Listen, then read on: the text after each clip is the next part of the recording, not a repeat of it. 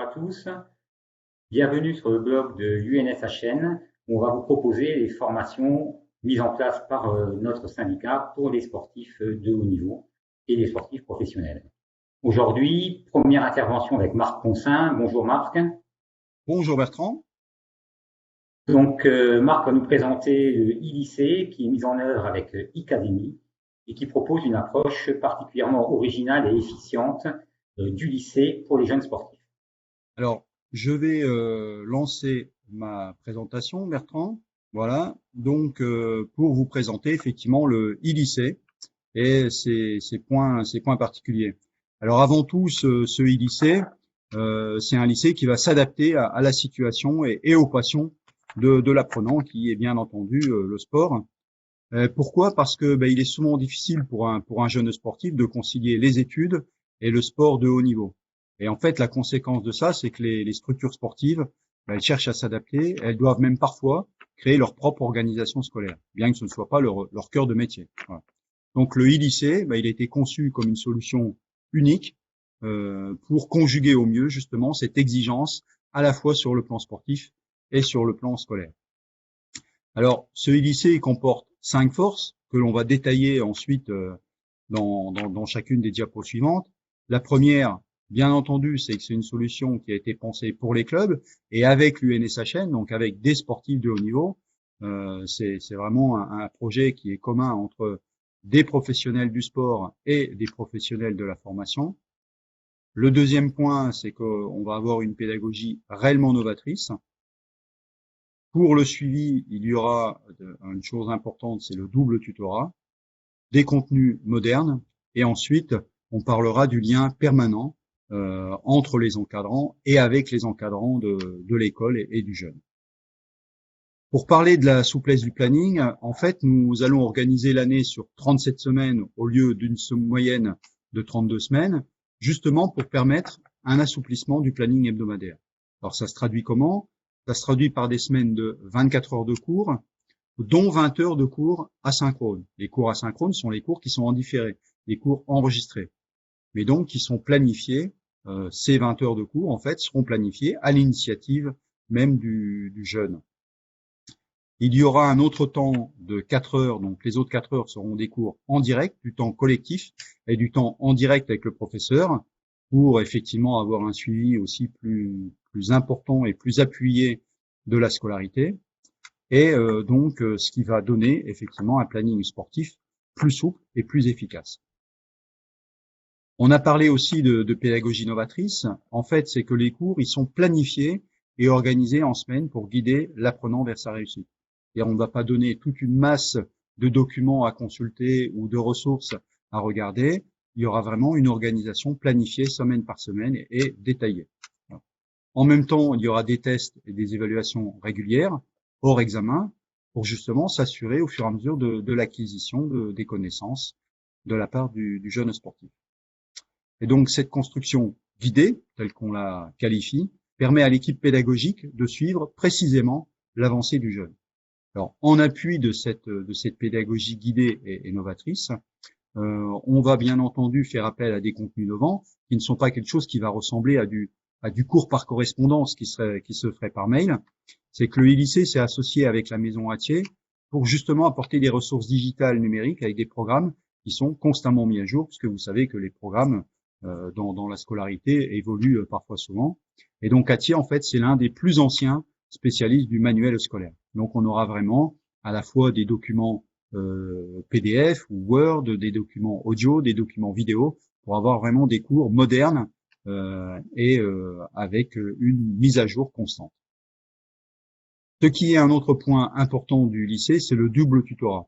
C'est-à-dire que le jeune, il n'est jamais laissé seul dans son parcours. Il va être suivi en permanence par 2 personnes, à la fois un tuteur technico-pédagogique et à la fois les tuteurs disciplinaires. Les tuteurs disciplinaires, ce sont les professeurs, ceux qui enseignent une discipline. Le tuteur technico-pédagogique, lui, il peut être appelé à tout moment par l'élève. En fait, c'est un peu l'aiguilleur de la formation, c'est un peu lui qui est qui pilote la plateforme, mais à la fois qui est en contact avec tous les élèves. Son rôle, c'est d'observer en permanence l'avancée du lycéen et de le contacter en cas de difficulté. C'est-à-dire que quand un apprenant a 20 heures de cours à faire dans la semaine, on sait précisément ce qu'il a pu faire ou ne pas faire. Et l'important, effectivement, c'est de voir si jamais il décrochait ou s'il prenait du retard, tout de suite d'intervenir, de l'appeler pour dire, voilà, qu'est-ce qui se passe et de réguler avec lui. C'est vraiment son coach de motivation et son coach d'apprentissage. Et puis à côté de ça, bien entendu, il y a le tutorat dans chaque discipline par les professeurs. Et ce tutorat, il est à la fois asynchrone et synchrone. C'est-à-dire que les asynchrones, c'est parce que les jeunes peuvent l'interroger à tout moment à travers la plateforme, poser une question, et le professeur, il y répond dans la journée ou le lendemain. Et puis lors des cours synchrones en direct, donc ces temps de rendez-vous obligatoires, les 4 heures par semaine, là effectivement, on est dans un temps de collectif en direct avec le formateur. Le lien avec les encadrants, qui est aussi très important, puisque de plus en plus, effectivement, on voit l'encadrement du jeune fait que le lycée va mettre à disposition un interlocuteur privilégié, soit des encadrants sportifs, soit des parents qui sont aussi partie prenante dans ce suivi. Voilà. L'interlocuteur privilégié, qui est en l'occurrence le tuteur technico-pédagogique, est disponible à tout moment pour échanger avec eux, en plus de l'appui qu'il apporte à l'élève. Bien entendu, la situation scolaire des jeunes sera présentée aux encadrants sportifs et aux parents à tout moment, sur toute demande. Et puis, il y aura des conseils de classe trimestriels qui feront le point sur chaque élève. Et puis, le dernier point, qui est aussi un élément important, puisque d'ailleurs c'est un élément qui fait partie de la scolarité, c'est le suivi et l'orientation professionnelle, mais là en l'occurrence suivi et orientation des sportifs. Et ça, ce sera vraiment le rôle de l'Union nationale des sportifs de haut niveau, qui participera justement au suivi des lycéens en proposant un temps d'échange en visio tous les trimestres. Les thèmes qu'ils vont aborder, c'est le déroulement du projet sportif, l'échange avec un sportif professionnel, des informations sur l'orientation. Et en plus de cela, effectivement, des échanges individuels seront aussi possibles à la demande. Voilà Bertrand, j'arrête le partage de ma présentation pour revenir à notre échange pour les grandes lignes et les points importants de ce e-lycée. Merci beaucoup Marc. Je te propose, c'est de préciser quelques points qui me semblent saillants et qui peuvent justement bien intéresser les sportifs. Le premier, c'est l'aménagement du temps. Et j'ai vraiment l'impression que là, tout est construit pour que le sportif soit beaucoup plus disponible, soit beaucoup plus libre dans l'aménagement de son temps. Donc, pour apprendre, mais donc également pour s'investir dans le sport. Alors effectivement, quand on a construit la solution et quand on a réfléchi ensemble, Bertrand, aux contraintes d'un sportif, on a commencé à faire un planning hebdomadaire et la première chose qu'on a posée, c'est les temps d'entraînement. Donc en fait, on a mis des temps d'entraînement tous les jours dans l'après-midi, voire certaines journées le matin et l'après-midi. Et autour de ça, effectivement, on a construit le planning scolaire. Donc on voit bien que dans la semaine, l'apprenant, le jeune a 20 heures de cours à suivre, enfin 24 heures, dont 20 heures qu'il peut aménager comme il veut. Donc s'il a envie de travailler le matin de bonne heure ou entre midi et 2 ou plutôt tard le soir, en fait, il a la grosse majorité de son cours qu'il peut organiser avec toute la souplesse qu'il veut. Et puis il y a 2 matinées, effectivement, où là il y a des temps, mais c'est aussi pour une question d'efficience de la formation, où il y a des temps collectifs obligatoires, des temps de rendez-vous avec le professeur, temps qui peuvent être aussi rattrapés si vraiment l'apprenant était en déplacement pour une compétition ou autre. Mais en gros, on voit bien que on est parti de poser les entraînements sur le planning et on a construit toute la souplesse de l'organisation autour. Donc, ça lui permet vraiment un aménagement de son temps comme il le souhaite autour de son investissement sportif. Oui, c'est d'autant plus important que dès le lycée, il y a beaucoup de contraintes, des contraintes d'entraînement, des contraintes de récupération, des contraintes de compétition. Et donc cet aménagement, ça permet aux jeunes justement que ces contraintes-là soient prises en considération. Et donc c'est un vrai gain d'énergie et de motivation pour tous les jeunes. Oui, et puis à côté de ça, il y a quand même le fait effectivement qu'on est dans une année de lycée, donc on doit quand même aussi respecter un certain rythme d'apprentissage, un certain planning, pour passer ensuite en première, en terminale et passer bien entendu le bac, pour obtenir le bac. Parfait. Deuxième point saillant, à mon sens, c'est vraiment le suivi quotidien et la pédagogie qui est mise en œuvre, où le jeune est au centre des apprentissages et où surtout il est accompagné à tout moment. Alors quand ça va bien, c'est plus facile, mais également quand c'est plus difficile et qu'il peut avoir tendance à lâcher ou à s'épuiser un peu. Oui, alors ce qui est important effectivement, ce que j'ai présenté tout à l'heure assez rapidement, c'est cette progression pédagogique guidée. C'est-à-dire que souvent il y en a qui ont eu des expériences d'enseignement à distance où on leur envoie des devoirs effectivement, puis ben, ils reçoivent tout un tas de devoirs, et puis en plus de ça ils doivent se dire ben, par quel bout je prends le problème, comment je m'organise, etc. Là on va vraiment les guider comme s'ils étaient en présentiel, c'est-à-dire qu'à un moment donné voilà ils ont sur une journée 2 heures de maths. Ben, ils vont recevoir leur planning de 2 heures de maths. Alors les 20 heures à répartir dans la semaine, bien entendu, comme ils le veulent, mais ça c'est pour respecter le rythme, comme je l'ai dit tout à l'heure, parce qu'il y a une année scolaire à remplir. Mais ils vont avoir leur planning de la journée et de la semaine, précisément, pratiquement en détail à la demi-heure, de toutes les ressources, les exercices qu'ils ont à faire, les cours qu'ils ont à examiner, etc. Et donc de l'autre côté, dans la plateforme, nous, on suit précisément si le jeune avait par exemple 2 heures de maths à faire, il y a 4 ressources à consulter, un exercice à rendre, on voit précisément ce qu'il a pu faire ou pas faire. Alors, il ne s'agit pas du tout de surveiller, d'avoir une surveillance trop accrue, mais c'est plutôt au sens d'une assistance et de l'aider.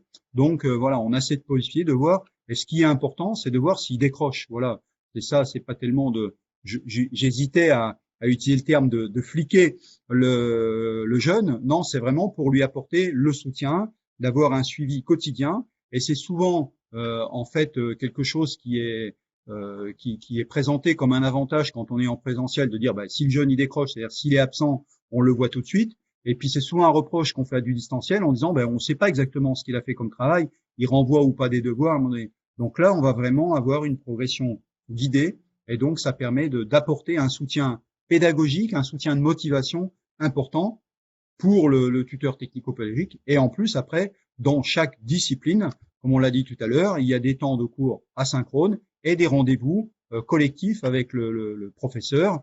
Donc, par exemple, sur une séquence, je sais pas, d'histoire ou de géographie, peut-être que pendant 15 jours, ils vont étudier un certain nombre de choses. Et puis, au bout de 15 jours, ils auront une séance de 1 heure ou 2 heures avec le prof d'histoire géo pour réguler sur le cours qui a été vu avant. Donc voilà, on a vraiment un suivi quotidien qui est important. Et l'objectif, c'est vraiment de voir si le jeune avance au bon rythme et surtout de pouvoir intervenir pour l'aider et pour le coacher si vraiment il avait du mal à suivre ou s'il devait décrocher.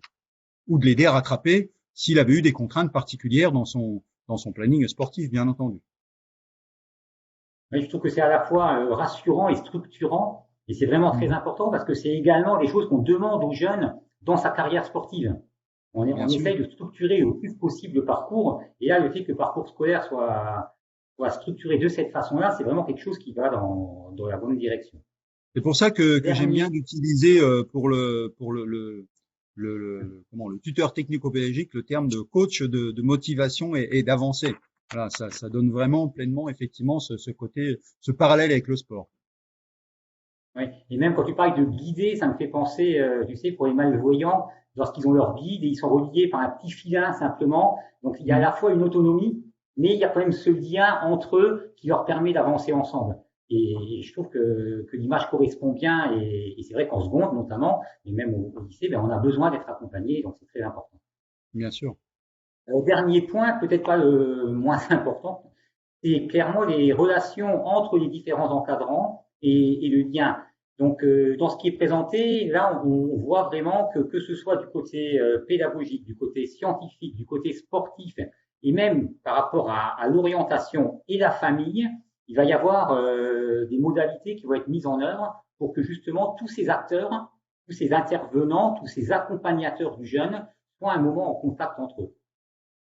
Oui, alors je crois qu'en même temps, je veux dire, ça correspond bien à votre ADN de l'UNSHN, de dire effectivement de défendre la carrière au sens carrière professionnelle du jeune, enfin de mesurer tous les risques dans une carrière et de donner toute l'importance que peuvent avoir les études. Et donc là, on n'est pas encore dans les études au sens supérieur, mais on est dans la clé effectivement qui va donner accès aux études supérieures. Donc toute l'importance que vous portez, mais comme beaucoup de clubs, sur le fait de dire il y a une carrière de sportif, mais la carrière professionnelle à côté ou après carrière est aussi tout aussi importante à prévoir. Donc, ce qui veut dire, quand je dis ça, ça veut dire que autant les parents se disent, OK, je veux bien que tu investisses dans le sport, mais il faut aussi faire tes études. L'encadrement sportif qui dit, moi, je veux que vous soyez aussi bon dans les résultats scolaires que dans les résultats sportifs. Donc, et en même temps, effectivement, on se dit, ben, comment on va suivre tout ça? Donc, ça fait le lien avec tout ce qu'on vient de dire avant. Donc, nous, notre travail, c'est de dire comment on apporte notre pierre à l'édifice pour coacher, pour suivre le jeune au mieux. Ça, c'est notre boulot de pédagogue. Et puis après, de dire, ben maintenant, il faut qu'on fasse le lien avec les encadrants. Donc, que ce soit les parents, l'encadrant sportif ou le syndicat de votre côté pour un certain nombre d'éléments qui ont besoin d'avoir un feedback. Donc, de dire, OK, vous les suivez, ben, est-ce que ça se passe bien? Est-ce que ça décroche? Est-ce qu'il faut intervenir? Donc, si on imagine à un moment donné qu'un jeune venait à décrocher, ben, effectivement, il faut peut-être la régulation peut peut-être se faire par nous sur le plan purement pédagogique, mais peut-être qu'elle peut se faire aussi par l'encadrement du jeune, peut-être par une incitation différente des parents, peut-être par une organisation différente ou une incitation aussi de l'encadrement sportif. Donc tous ceux qui sont autour du jeune et qui l'accompagnent dans l'évolution de sa carrière sportive et professionnelle, effectivement, ont besoin d'avoir cette vue sur l'ensemble. Donc d'un côté, il y a ceux qui suivent son avancée dans le sport et ceux qui suivent son avancée dans sa formation. Et donc c'est pour ça que c'est important. On met en place un lien permanent. Donc je l'ai expliqué tout à l'heure, le tuteur technico-pédagogique qui est le coach d'avancée et de motivation du jeune dans sa scolarité. Il est aussi là pour répondre à des questions de l'encadrement que sont les parents ou l'encadrement sportif. Et bien entendu, après il y a des rendez-vous réguliers comme dans toute structure scolaire. Que sont les conseils de classe trimestriels, où là, effectivement, ben, on rend compte de l'avancée du jeune.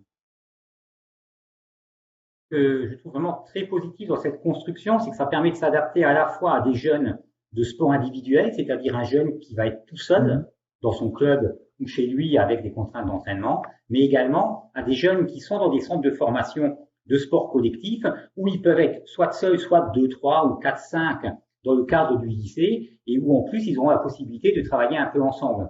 Donc toute la construction pédagogique finalement permet de s'adapter au profil de tous ces jeunes sportifs pour qui le sport est quasiment un projet de vie en seconde et où les parents ont naturellement besoin d'être rassurés parce que à côté du sport, le double projet est absolument indispensable.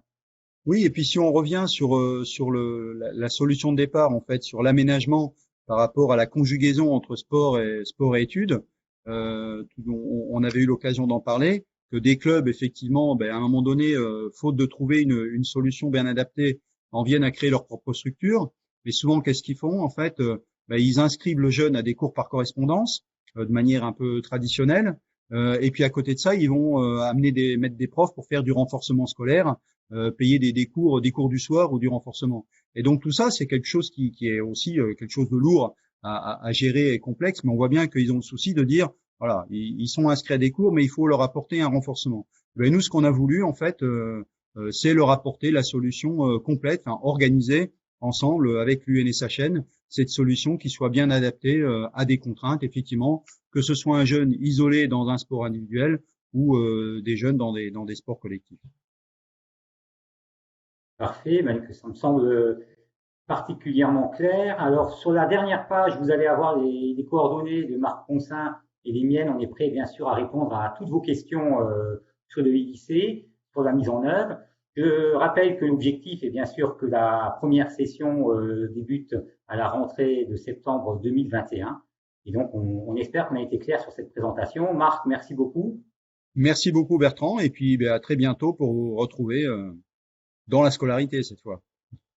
Voilà, on l'espère vraiment. À bientôt, bonne journée. Merci.